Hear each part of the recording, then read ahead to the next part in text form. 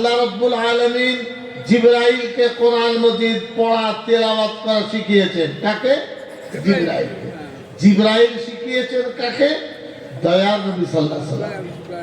মাঝখানে কোনো ব্যবধান নেই, ডাইরেক্ট আল্লাহ শিক্ষা দিয়েছেন জিবরাইলকে, জিবরাইল শিক্ষা দিয়েছেন নবীজি সাল্লাল্লাহু আলাইহি ওয়াসাল্লাম। আলহামদুলিল্লাহ রাব্বিল আলামিন, যেটা আপনি পড়ছেন আমি পড়লাম, তেলাওয়াত করলাম, আল্লাহ রাব্বুল আলামিনের কাছে শিক্ষা নিয়ে দয়ার নবীকে বলেছেন আপনি পড়ুন। এই করে 23 পারা তেলাওয়াত নবীজি নিজে শিখেছেন, সাহাবাদের শিক্ষা দিয়েছেন, শিক্ষা ব্যবস্থাকে প্রচলিত করেছেন। এই প্রচলিত ব্যবস্থা ছিল মদিনা শরীফে। আমি আস্তে আস্তে এগিয়ে আসছি। আসহাবে সুফফা, ছোট একটা ধরতে পারেন মক্তবখানা। নবীজি সাল্লাল্লাহু আলাইহি সাল্লাম সেখানে 40 জন সিনিয়র সাহাবীদের নিয়ে কোরআন মজিদের দ্বীনি তালিম সেখানে দিয়েছেন। সেখান থেকেই ইসলাম ধর্মের শিক্ষার নিদান, শিক্ষা প্রণালী দুনিয়াতে আস্তে আস্তে আস্তে আস্তে ছড়িয়ে গেছে। আমাদের ভারতবর্ষে হযরত শাহ ওলিউল্লাহ মুহাদ্দিস দেহলভী রহমাতুল্লাহ আলাইহি নির্ভরযোগ্য সূত্রে যেটা জানা যায়, কোরআন হাদিস শরীফের সঠিক শিক্ষা হযরত শাহ ওলিউল্লাহ রহমাতুল্লাহ আলাইহির দ্বারাই আমরা পেয়েছি। তার আগে মুগলরা ছিলেন, প্রায় 700-800 বছর অসংখ্য মাদ্রাসা তৈরি করেছেন। এই যে মুর্শিদাবাদে কাটরা ওই মসজিদ আমরা গেছি, 700 ছেলে পড়তো ওই মাদ্রাসায়, লেখা আছে সামনে পড়ো আপনার সিলেটে। 700 মুর্শিদ কুলি খাঁ যখন ছিলেন ওই কাটরা মসজিদের মাদ্রাসায় 700 ছেলে পড়তো। এইভাবে দ্বীনি তালিম ছড়িয়ে গেছে ভারতে, পৃথিবীতে আমি বাদ দিলাম।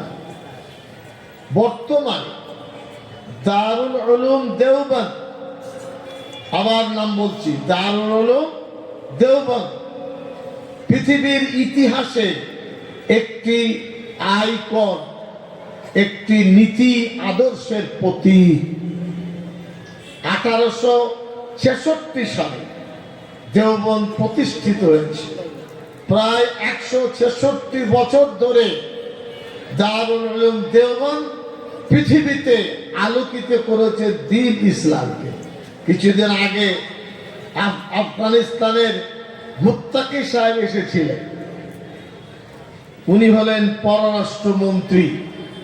উনি বললেন আমি দেওবন্দ এসেছি দ্বীনি ইলম শিক্ষা করতে, আমার বিদ্যার জন্য সনদ নিতে, পাগড়ি পড়তে। একটি আফগানিস্তান দেশের শক্তিশালী পররাষ্ট্রমন্ত্রী দেওবন্দ এসেছিলেন ইলম শিখতে। এই খোশবাগ মাদ্রাসায়, মুনিদাবাগ মাদ্রাসায় কি আরো কোনো মাদ্রাসায় ওই দেওবন্দ পাশ করা আলেমরা এখানে পড়াচ্ছে। একইভাবে সাহারানপুর, মুরাদাবাদ, জালালাবাদ, আল্লাহর মেহেরবানি পশ্চিম বাংলায় আমরা মাদ্রাসা একটা বোর্ড গঠন করতে সক্ষম হয়েছে আলহামদুলিল্লাহ।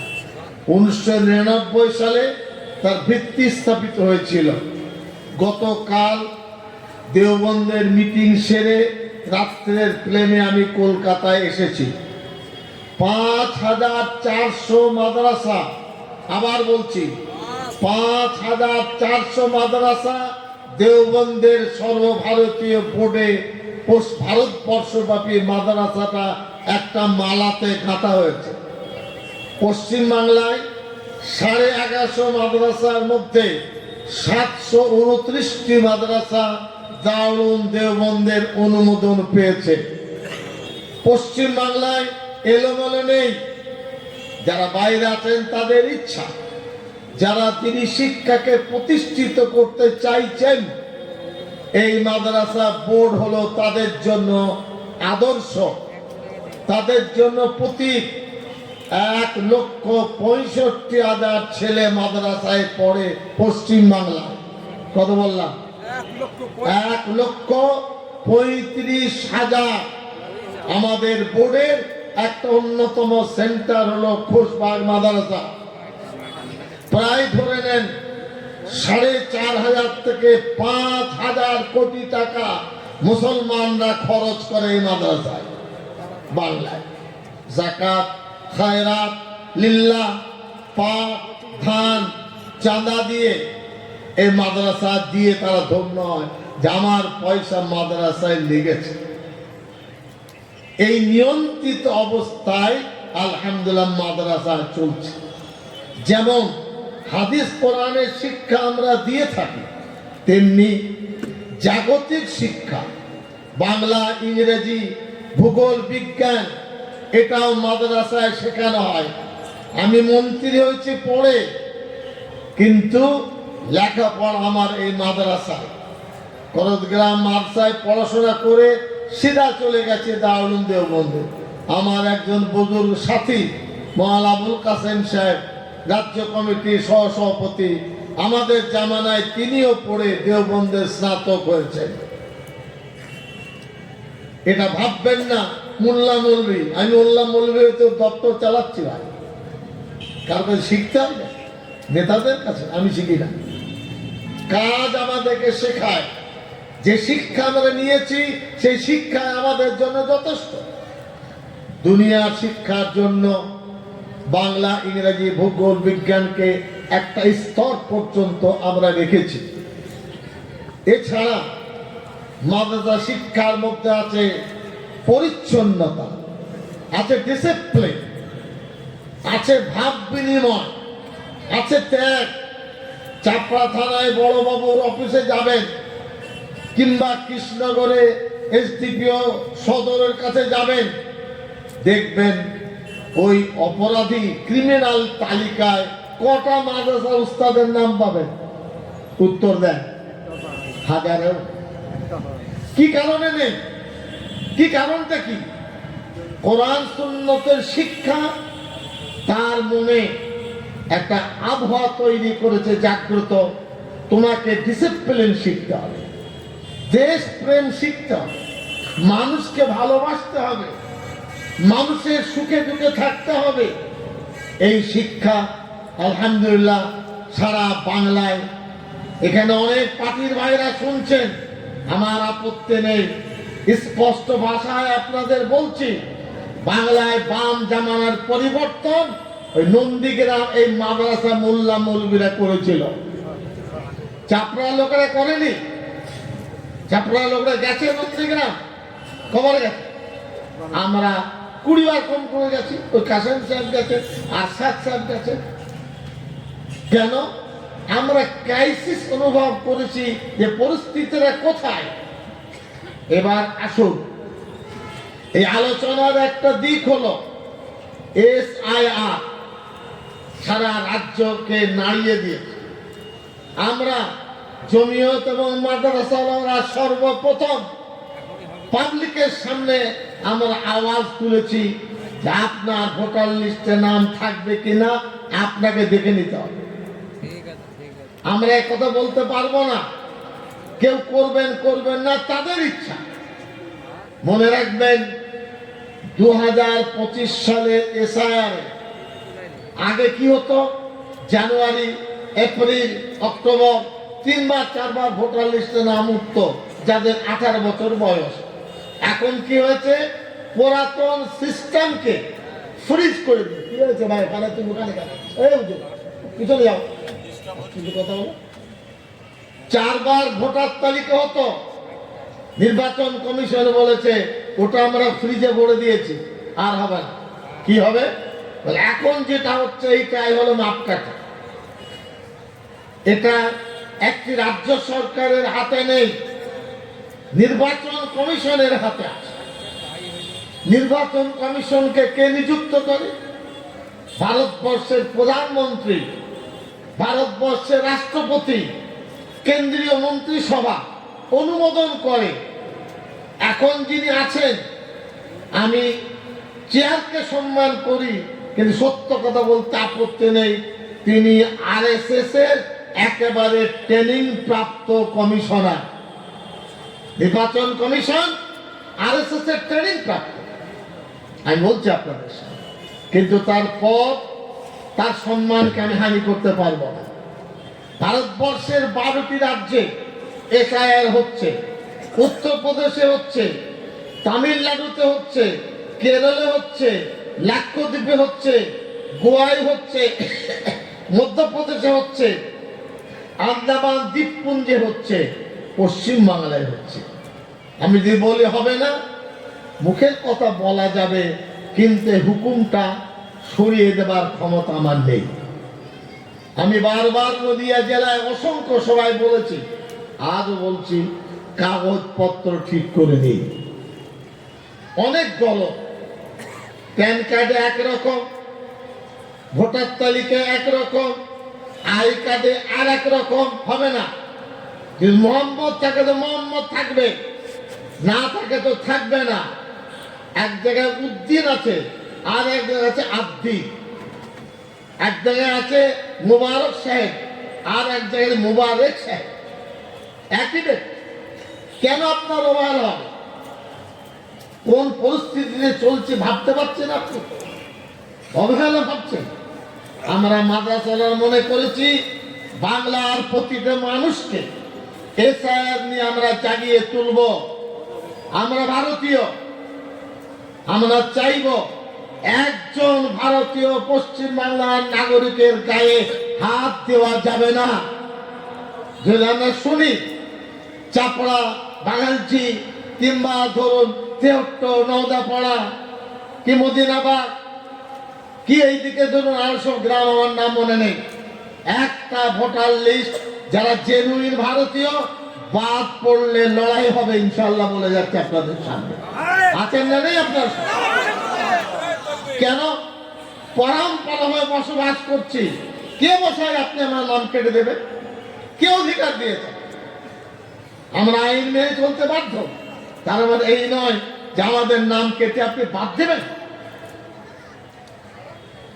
আসামে 70 বছর 80 বছর ধরে ঘোরপাক খাচ্ছে আসামের মানুষ। কেন? এনআরসি, যাদেরকে নাগরিকত্ব প্রমাণ না দিতে পারলে ওই ঢুকিয়ে দেবে ডিটেনশন ক্যাম্পে। বিহারে প্রচুর ভাবে 50 লক্ষর বেশি ভোটার তালিকায় নাম বাদ গেছে। সুপ্রিম কোর্টে শুনানি হচ্ছে, ভোট কিন্তু হয়ে গেল, ভোট দিতে তারা পারলেন না। এখন যদি আপনি ভোটার তালিকায় নাম না তোলেন, ওইভাবে আপনিও বাদ পড়ে যাবেন। মাথায় ঢুকছে? এই যে সামনে তোমাকে বলছে, আমাদের ওই যে মাঝখানে মাথায় ঢুকছে না? ঢুকছে না। আপনার নাম যদি না আসে, ক্ষতি কি হবে? আপনার ছেলের বয়স ধরেন 6, মেয়ের বয়স 9, এই 25-এর তালিকায় যদি নাম না ওঠে, আপনার 6 বছর 9 বছরের ছেলে মেয়েরা হাবুডুবু খাবে। পরের ভোটার তালিকায় তারা নাম তুলতে পারবে। বাড়িতে সময় নিয়ে বসুন, কাগজপত্র দেখুন, বন্ধ রাখুন দুদিন দোকান মশাই। এটা অস্তিত্বের লড়াই, এটা আপনার পরিচয়ের লড়াই। এই লড়াই আমরা বলছি কেন? আমরা দুনিয়ায় বাস করি, রব্বানা আতিনা ফিদ দুনিয়া হাসানা পড়ি না? ওগো আল্লাহ, আমাদের দুনিয়া আপনি সুন্দর করে দেন, ভালো করে দেন। আমার যদি ভোটার লিস্টে নাম না থাকে, ভালো হবে দুনিয়া? বলে বিয়াবাদিস বাংলাদেশি কি বলবে ওই আপনার আর কোন দেশ? এই অবস্থায় চাপড়া থানার, তেহট্ট থানার, করিমপুর থানার যারাই আছে, প্রত্যেকে বাড়ি বাড়ি গিয়ে ভাবুন, 2 পাতার কাগজ আপনাকে দেবে ওই বিএলও, বুথ লেভেল অফিসার। আমি কাল রাতে শুনলাম, 1 সপ্তাহ আগে বর্তমান প্রেস কনফারেন্সে আওয়াজ তুলেছিলাম, আলহামদুলিল্লাহ কাল নির্বাচন কমিশন বলেছে প্রত্যেকটি বুথে ওই বিএলওর নাম, মোবাইল নম্বর দেওয়া থাকবে, যাতে ফাঁকি দিয়ে বেরিয়ে যেতে না পারে। আপনার নামে ওই বারকোড দিয়ে স্ক্যান করা থাকবে, যেটা আব্দুল করিম আব্বার নাম অমক, পার্ট নম্বর অমক, ভোটার অমক, জেলা থানা অমক। ওটা আমি নকল করতে পারবো না, আপনাকে বুঝে নিতে হবে। বুঝতে পারলেন না? বললেন না? এই দায়িত্ব আপনার। নেতারা করছেন খুশির কথা, কিন্তু আপনার কথা আপনি বুঝে দেবেন না। আপনার পেট ভরলে আমার পেটটা ভরবে? আমার ক্ষুধা তো আমার পেটে থেকে যায়। আপনারা যারা শুনছেন, প্রত্যেক গ্রামে আসার পরে, মাগরিবের পেশার পরে টেবিল লাগান, টেবিল দিয়ে মসজিদের সামনে, পাড়ার মাঝখানে বলুন যে আমরা আপনাদের সাহায্য করতে চাই। ডবল রাইটিং করবেন না, ফর্মে স্ক্যানে নেবে না, ওটা আটকে যাবে। নকল করে সিঙ্গেল, মানে একবার লিখে ওটা ফিল আপ করবে, একটা ফর্ম সই করে দেবে, একটা ফর্ম সই করে নিয়ে যাবে। এটা একটা দিন, 4 ডিসেম্বর থেকে, নভেম্বর থেকে 4 ডিসেম্বর। তারপরে কি হবে? 9 ডিসেম্বর থেকে জানুয়ারির 9 তারিখ পর্যন্ত, আমি আবার বলছি, 9 ডিসেম্বর থেকে জানুয়ারির 9 তারিখ পর্যন্ত খসড়া তালিকা প্রকাশ পাবে। আপনার নাম এসেছে কিনা আপনি জানতে পারবেন। জানবেন কোথায়? আমরা চাপ দিয়েছি, আপনাদেরও বলছি, প্রত্যেকটি পঞ্চায়েতে তারা টাঙিয়ে দেবে বা বিডিও অফিসে জানিয়ে দেবে অমুক গ্রামের 5 নম্বরের ভোট ওখানে আছে না নেই। আপনি দেখে নেবেন, সময় দিয়ে ভোটার লিস্টে নাম তুলবেন, আর সময় দিয়ে 9 ডিসেম্বর থেকে 9, কি বললাম, মুখস্থ করে না, মুখস্থ করতে বলছি, দেখে নেবেন যে আপনার নাম 3 জনের মধ্যে 2 জনের নাম উঠলো, 1 জনের উঠেনি, গোল্লায় চলে গেল। বোঝা গেল? 4 জনের মধ্যে 3 জন উঠেছে, 1 জন উঠেনি। কত কঠিন পরিস্থিতি। আপনাকে বুঝে নিতে হবে, লড়াইটা যখন খসড়া তালিকা প্রকাশ হবে তখনই করতে হবে। কিসের ত্রুটি? কার ত্রুটি? বিএলওর উপরে আরেকটা অফিসার আছে, তার উপর আরেকটা, সব বিডিও অফিসে বসে, এরপরে এসডিও আছে, অবশেষে ডিস্ট্রিক্ট ম্যাজিস্ট্রেট আছে, যিনি হলেন রিটার্নিং অফিসার। এতগুলো ধাপ আপনি সাহায্যের পাবেন।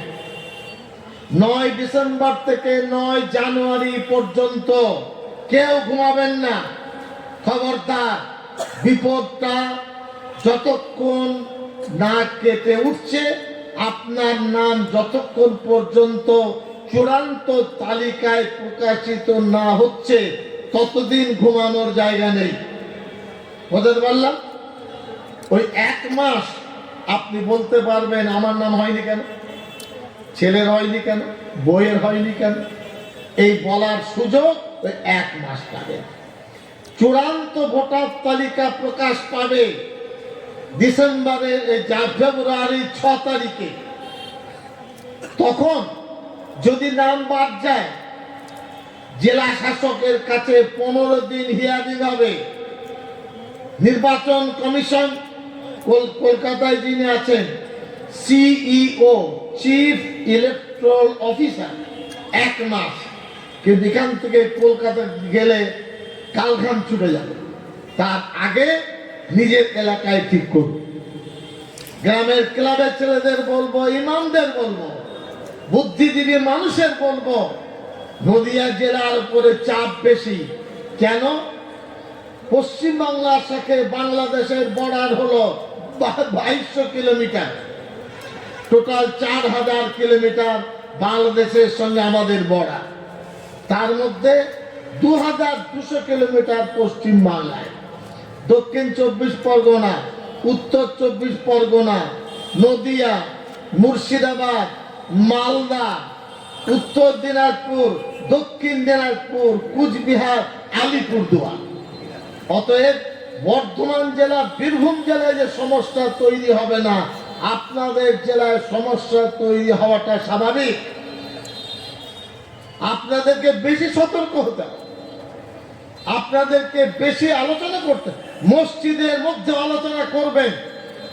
মুসল্লি যদি না থাকে নামাজ হবে কি করে? 2 জন ভাইয়ের গায়ে যদি লাল কালি লেগে যায়, কে বাঁচাবে তাদেরকে? জমিয়তুল মুজাহিদিনদের পক্ষ থেকে এই নাগরিকত্ব আইন নিয়ে কম হলে কয়েকশো কোটি টাকা সুপ্রিম কোর্টে খরচ করতে হয়েছে। এখনো পর্যন্ত 19টা কেস সুপ্রিম কোর্টে আছে আসামের জন্য। আমরা চাই না চাপড়ার জন্য কোনো কেস আমাদের করতে হবে, আমরা চাই না কেউ বাদ পড়ুক, কিন্তু আপনার কর্তব্য হবে আমার পাশের বাড়ির মানুষ মাটি, আপনার ধরুন স্বামীহা, সে ওই এক টুকরো ভিটে মাটিতে বসবাস করছে 4 পুরুষ ধরে, সে বোঝে না, যা লেখাপড়া জানেন তাদের কর্তব্য, তাদের বলুন মা তোমার কাগজ হয়েছে। এমনকি অমুসলিম হিন্দু ভাই, তারা আমার ভাই, আমি তাদেরকে বলবো, মন্দির মসজিদ কমিটিকে বলবো যে আপনারা নিজের নিজের কাগজপত্র ঠিক করুন। এই যে ফর্ম, এটা অতি জরুরি। পঞ্চায়েতের ক্ষমতা নেই এটা কেটে দেবে, পঞ্চায়েত সদস্যের ক্ষমতা নাই কেটে দেবে, আমারও ক্ষমতা নাই আমি কাটতে পারবো। আপনার কাগজ নীতিগত আপনাকে বুঝে নিতে হবে। এটা ধর্মীয় জলসা হলেও সমাজকে সচেতন করার দায়িত্ব আমাদের, আমরা সেটা করে থাকি। সারা রাজ্য জুড়ে 2 থেকে 2,500 জমিয়তের কর্মী ভলেন্টারি সিস্টেমে পাড়ায় পাড়ায় তারা ঘুরছেন যে কার নাম বাকি আছে। ওই 2 পাতার লিস্ট, যেটা আপনার নামে ভোটার লিস্ট, এটা যেন সুন্দরভাবে, আর 2002 সালের থেকে যাদের নাম আছে আপনাকে সেটা প্রমাণ করতে হবে। 12টি প্রমাণপত্র চাওয়া হয়েছে, 12টির মধ্যে একটি সাবমিট করলে সমস্যা মিটে যাবে। কিন্তু যখন আপনাকে যদি ডাকে, না ডাকে, তাহলে বুঝবেন আপনি ভোটার তালিকার নাম আপনার হয়ে গেছে। আর যদি ডাকে, 12টি ও আপনার দৃষ্টান্তের মধ্যে একটি হলো, যেমন ধরুন স্কুল ফাইনাল পড়েছেন তার সার্টিফিকেট আছে, উচ্চ মাধ্যমিক কলেজ পড়েছেন একটা দিক, চাকরি করেছেন, রিটায়ার্ড হয়েছেন একটা কাগজ সেখানে আছে গভর্নমেন্টে। একইভাবে সরকারি কোনো দপ্তরে কাজ করে রিটায়ার্ড হয়েছেন, এটা আপনার জন্য চলবে। এই ধরনের, এই যে এখন আধার কার্ড, নির্বাচন কমিশন বলেছে আধার কার্ড ওই নাগরিকত্বের প্রমাণের জন্য জরুরি নয়, তবে এই 2025-এর SIR এর কাজে সাহায্য করবে। আপনারা বুঝে নেন খুব ভালো করে। একটি হলো ভোটার লিস্ট, আমি এটা নিয়ে আর বলতে চাইছি না। 11.5 কোটি মানুষ বাংলায় বাস করে, আমার ধারণা 7.5 কোটি বেশি মানুষের ভোটার লিস্টে নাম ওঠার কথা। নেতাদের কর্তব্য, স্কুল মাস্টারদের কর্তব্য, ইমামদের কর্তব্য, ক্লাবের কর্তব্য, ফুটবল আর খেলবে না, আগে গ্রামের সবার নামটা লিখো, বুঝবো গ্রামের মানুষ কাকে ভালোবাসে। এবার আর একটা দিক আমি বলে শেষ করতে চাইছি, সেটা হলো নাগরিকত্ব আইন। ভোটার লিস্টটা নাগরিকত্ব নয়, নাগরিকত্ব হলো ভারতবর্ষের স্বরাষ্ট্র বিভাগ, যার মাথায় বসে আছেন অমিত শাহ, এটা তার দায়িত্ব। আমি নাগরিক নই, এই ভোটার লিস্ট থেকে প্রমাণ দেবে। এই নাগরিকত্বের বিষয়ে বিজেপির সূক্ষ্ম শকুনের দৃষ্টি আছে। যদি দেখা যায় ভোটার তালিকায় নাম বাদ গেল, তো তাদেরকে ঠেলতে ঠেলতে ওই আপনার NRC-তে ফেলে দেব। NRC-তে পড়ে গেলে তখন আপনি ঝুলন্ত অবস্থায় থেকে গেলেন। আপনাকে লড়াই করে নিজের নাগরিকত্বকে প্রমাণ করতে হবে। এত কঠিন জায়গায় আমরা বাস করছি। আমরা চাইব আপনারা ব্যাপারটা উপলব্ধি করবেন, বুঝবেন। ভোটের জন্য দল, দলের জন্য ভোট, এটা পরের প্রশ্ন। আপনি কোথায় দাঁড়িয়ে আছেন? আমার বাড়িতে আমরা যারা ভোটার 2 পাতা করে আমাদের ফর্ম দিয়ে গেছে, আজকে সকালে দেখলাম, পূরণ করবো ইনশাল্লাহ। কিন্তু সময়ের মধ্যে আপনাকে করতে হবে। ডবল রাইটিং করবেন না, জেরক্স করে কলমে পেন্সিলে ঠিকঠাক করুন। পাড়ায় যারা ঠিক করতে পারবেন তারা বুঝবেন এই আবশ্যক কথাগুলো দরকার। জমিয়তুল উলামা হিন্দ আলহামদুলিল্লাহ ভারতবর্ষের সব থেকে বলিষ্ঠ নির্ভরযোগ্য সংগঠন। 1,25,00,000 তার সদস্য, 22 থেকে 23টি রাজ্যে তার শাখা। আর পশ্চিম বাংলায় আলহামদুলিল্লাহ 14 লক্ষ আমাদের মেম্বার। 14 লক্ষ। সিদ্দিকুল্লাহ চৌধুরী ওই আপনার ভুয়ো কথা বলে না। ওই আলিপুর দুয়ার থেকে সাগরদ্বীপ, বরাকর থেকে একেবারে ধরুন সুন্দরবন, 625টি শাখা। আমরা চাই আপনাদের পরিষেবা দিতে। জমিয়তুল উলামা হিন্দ কোনোদিন মানুষকে ধোঁকা দেয়নি, কোনোদিন প্রতারণা করেনি। আপনাদের সুখে আপনাদের দুঃখে আমরা থাকার চেষ্টা করেছি। আমি আপনাদের সামনে কোরআনে কারীমের যে আয়াত পড়েছি এবং পড়ি সেটা হলো রব্বানা আতিনা ফিদ দুনিয়া হাসানা। ওগো আল্লাহ, আমাদের দুনিয়াকে আপনি সুন্দর করে দেন, আখিরাতটাও ভালো করে দিন। ভারতে বাস করব, নানা প্যাচে পেঁচিয়ে যাব, কঠিন হয়ে যাবে। শিক্ষিত বন্ধু অনেক এসেছেন। আপনার কর্তব্য আপনার পাশের প্রতিবেশী তাকে সজাগ করা। গ্রামের সময় দিন, আপনি সময় দিলে এরকম 10 জন সময় দিলে গ্রামের কোনো মানুষ বাদ যাবে না। আমি জানি সবাই করছেন। BLA booth level agent party দিয়েছে, নির্বাচন কমিশন স্বীকৃতি দিয়েছে, করুন তারা। কিন্তু আমার নাম আছে কিনা আমাকে বুঝে নিতে হবে, আপনার নাম আছে কিনা আপনাকে বুঝতে হবে। আমি কথা শেষ করছি। চাপায় আসরে নামাজ পড়লাম, ওই ছেলের নাম মনে নেই। হুজুর, ওবিসিতে আমাদের নাম চাপ বাদ চলে যাচ্ছে, গোলমাল হচ্ছে, দেখুন। আগে ছিল ওবিসি অনলি ফর মুসলিম, এখন নতুন অর্ডারে গভর্নমেন্ট নোটিফিকেশনে ওবিসি দুটো ভাগ হয়, OBC A, OBC B. OBC A এবং বি এর কারণে মুসলমানদের যতটুকু অধিকার তার থেকে তারা বঞ্চিত হচ্ছে। মন্ত্রী হয়ে আপনাদের বলছে এ অন্যায়। আমরা বুঝে শুনে কথা খুলব। চাকরি পাবো না, অধিকার পাবো না, জেনারেল কোটায় আমাদের চাকরি দেবে না। কিসের স্বতন্ত্রতা? আমি যদি নিজ জায়গায় ঠিক থাকি, আমাকে হিন্দু মুসলমান সবাই, এতে সুনজর থাকতে হবে, সুবিচার থাকতে হবে। ওবিসি এতে কেটে দিলাম কিছু, বিয়েতে আসলো জায়গা নেই, আরে জায়গা হতে হবে। আমরা পক্ষে। ওয়াকাফ বিষয় নিয়ে দোদুল্যমান অবস্থা চলছে। সুপ্রিম কোর্ট একটা এন্ট্রিম অর্ডার দিয়েছে, সম্পূর্ণ অর্ডার দেয়নি। এখানে যারা কেস করেছেন জেতেননি, আমিও কেস করছি। জমিয়তুল উলামার পক্ষ থেকে মাহমুদ মাদানী কেস করেছেন, কিন্তু এখনো সুপ্রিম কোর্ট চূড়ান্ত সিদ্ধান্ত দিতে পারেনি। এরপর আবার নতুন জাজ আসবেন, চিফ জাস্টিস। কেন্দ্র সরকার উম্মিদ বলে একটা পোর্টাল তৈরি করেছে, এত লম্বা কাগজ, এই করো তাই করো তাই করো।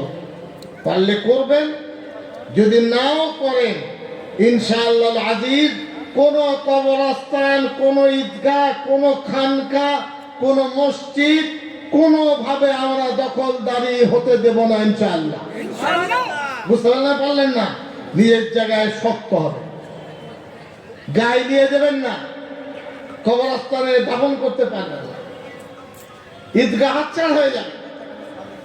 আপনি যদি সতর্ক হন, গ্রামের মানুষ যদি সতর্ক হন, কে কার হিম্মতে আমার বাপদাদার কবরস্থানকে কেড়ে নেবে, ঈদগাহকে কেড়ে নেবে না, এটা আমরা হতে দেব না ইনশাআল্লাহ। বুঝতে পারলেন না? পারলেন না? আল্লাহ রাব্বুল আলামিন তৌফিক দান করুন।